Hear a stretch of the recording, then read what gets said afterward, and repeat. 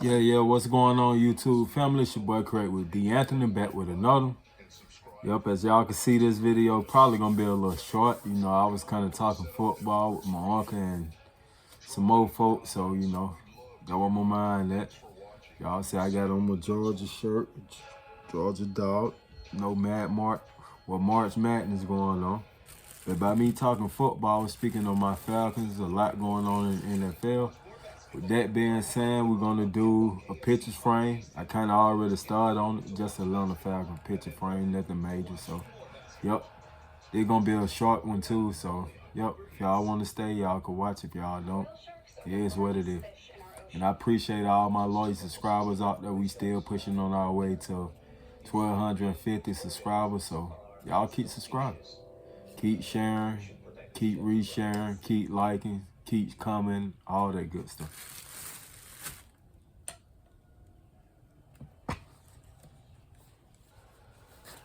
Breakfast for me. I think it's 2 o'clock in the afternoon.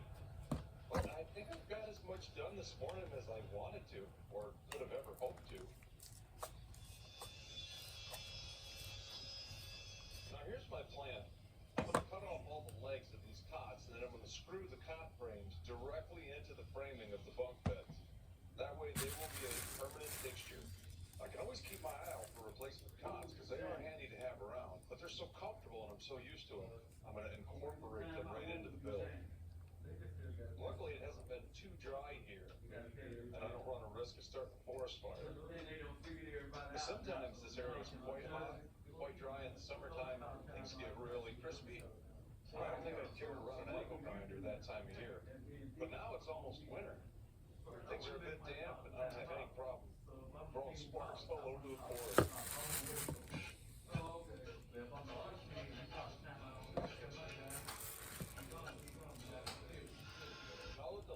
Cut off. The frame is not as rigid as it was, of course.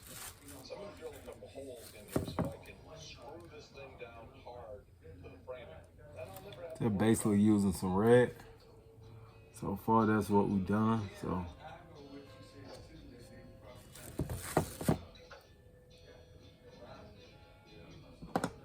yeah. So far, done what we done, people.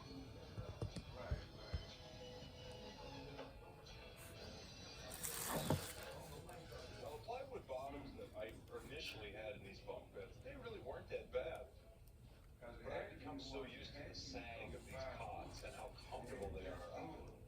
I just don't want to be without. Yep, so far that's what we done. Finish off that kitchen. I have some flooring left over from the other cabin. So what better way to cover a countertop than with some snap laminate flooring? I know that's pretty redneck, but I don't know what you expected. Now a lot of the older laminate flooring, it seemed to be like a pressed board. With kind of a, fake wood top to it.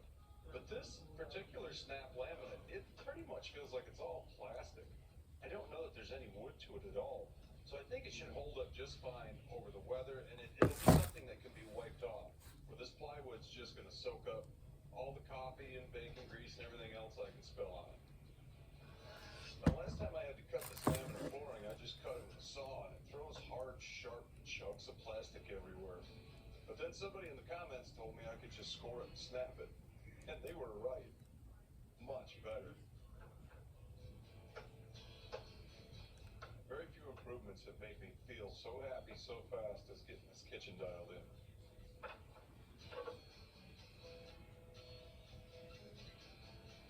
Well, when I put the cots into the bunk bed frames, I had to widen the frames a little bit. So I took the old 2x10 braces off the ends, and I had to make wider ones and install those. But that's all been part of the plan. The old braces, the ones right here, are what I'm going to use for the shelves in my shelving.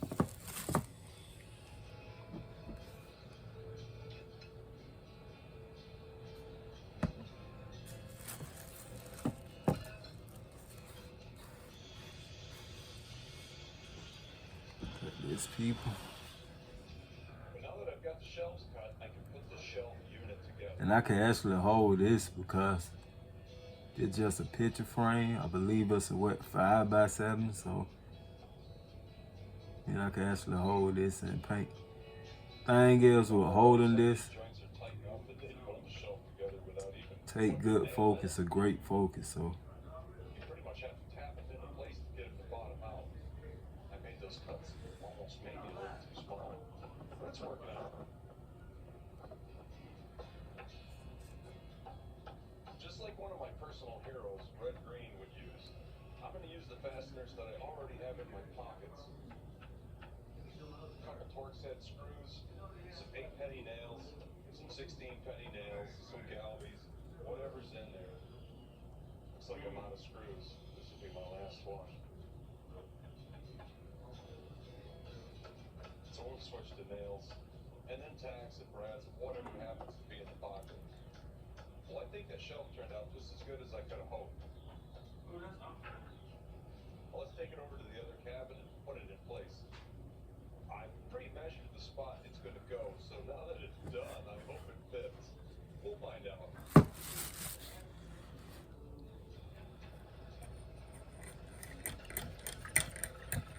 Man, it feels good to get done with a few projects and to move off the site. It seems like I've just been stuck here in the yard of the cabin ever since I got here.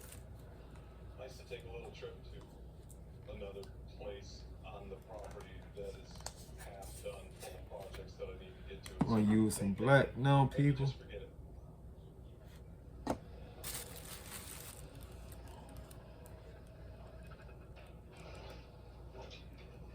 Now, of course, the plan is to finish this cabin too. But like all these cabin projects, they take a lot of time, and this is a really remote setting. So when I come here, I'm always limited on what I can bring, how much I can get done. Well, it's just a little at a time. We'll just chip away at it. And then, absolutely. Perfect. Now that turned out exactly how I hoped it would have. I really need to get to finishing this cabin. Some friends of mine and I are thinking of coming up here for deer season. Not that there's a lot of deer in the area. There's a lot more bear and wolf. Of course, porcupine. And you can see the porcupines are doing a number on this place. They don't seem to be super big on plywood, but they love T111.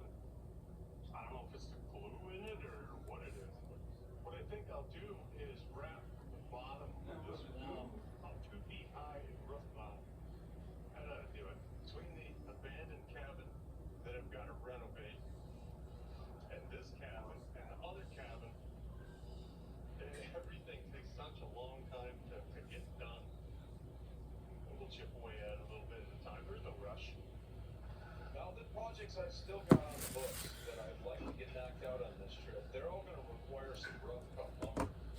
So we'll need to take a good look at our bandsaw rig, put some gas in it, make sure it's all working properly, and then throw a fresh blade on it. It'll be ready to cut when we're ready to use it.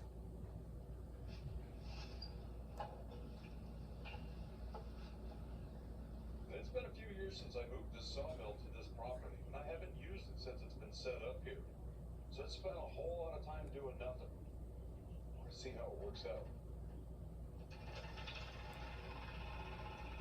That's kind of not surprising, because I know the carburetor could not possibly be gummed up. Because I know there's no bad gas in it, because I've stole all the gas to put in the generator at different times. So it hasn't just been sitting around with old gas in it. It hasn't had none in it at all. Now, there's only so many really nice days in the fall, and this happens to be one of them. And I've spent most of it working on projects. So enough of that nonsense. The rest of the afternoon, I'm going to spend walking property lines, trying to establish exactly where the boundaries of this land are. It's not so much that I care where the edges of the property are, but I like to know what trees are mine. In case there's a dead tree I'd like to cut for firewood, or in case there's a wind damaged tree that I'd like to cut for lumber. I've never cut a log that didn't belong to me, so I want to make sure I know which ones do.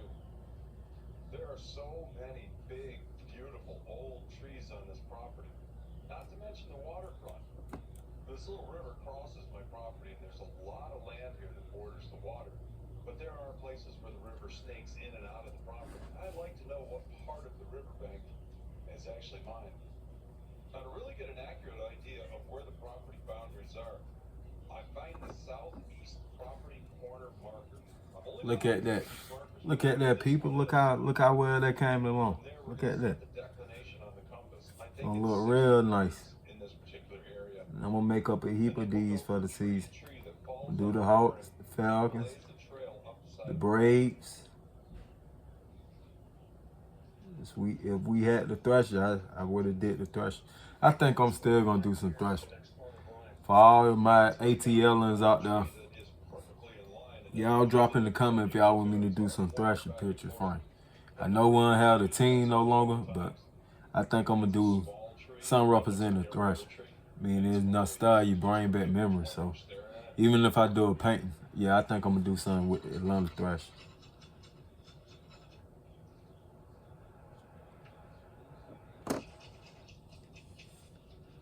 This is a shame. There's a really nice red pine right here. There's a really nice one right here. They're just beyond my line. Now, after having spent yesterday evening walking the property lines, I found several good dead spruce trees that had blown over in storms. Now, they're going to be really good for cutting siding. And we know that our sawmill is up and running and it's ready to go. So I'm going to clear out an area here and get started on this woodshed build. Check this out. I'm actually putting water in the hole. As soon as you get through the top layer of duff in this particular site, the sand is so dry that you can't pick it out with a post hole digger. It just falls right back out of the digger. So I've actually had to wet the sand down to get the sand out of the hole. It was just like beach sand on a hot day. Amazing.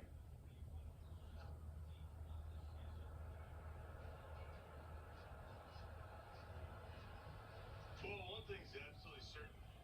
This building is not going to be square. There's tree roots everywhere. Of course, this great big tree back here, I'm not going to harm any of the roots on that thing. That's my favorite part of this thing. Let's- Great big tree. So if I got to make a building out of square to miss the roots, is this what we'll do?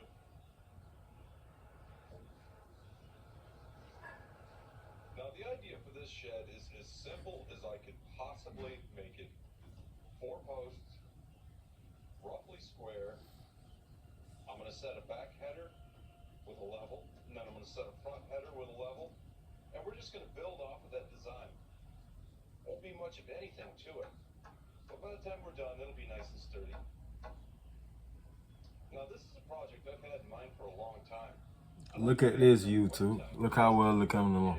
But it's very pleasant to be here. But you do need firewood, and I don't have anywhere to put it. Now, this property is almost 100% wooded, so there's wood everywhere to cut. And with a little tiny cabin like this with a little tiny wood stove, well, it doesn't take much wood. But keeping your wood under a tarp gets old fast. It's quite windy sometimes here, and the wind blows the tarp around, and squirrels build giant nests underneath your tarp, and by the time you're here in the middle of January, there's 2 feet of snow and ice on top of your wood, and it's not that great.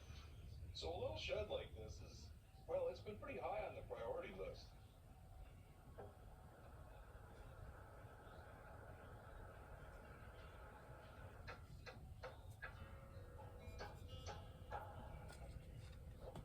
Now, as far as the roof, I'm just going to measure the overhang sticking on both sides and make it about even, and call it good. Then we'll lay out our spacing for our rafters.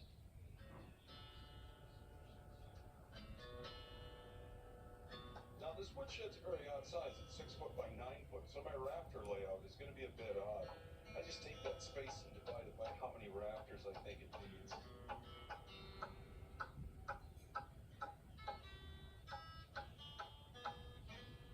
Once the 2 end rafters are in and I've got my layout marked, I put on my double headers. I like this double header design. It's very simple, very straightforward. Gives you a place to put nailers, so you're not toe-nailing everything into a plate. You're putting nailers up between those inner and outer headers. You know, another way to make this more simple than it even could be is I'm going to just put a board and tack it here at the very tip of these rafters, the one on the left and the one on the right. Then I'll just scooch these other ones up until they're perfect. I won't have to measure them. Just tack them in place. Once the noses are right up there to that first nailer board on the top, everything looks all scooped. All right, look at that. Put in my nailer block. like I said, it was a short video.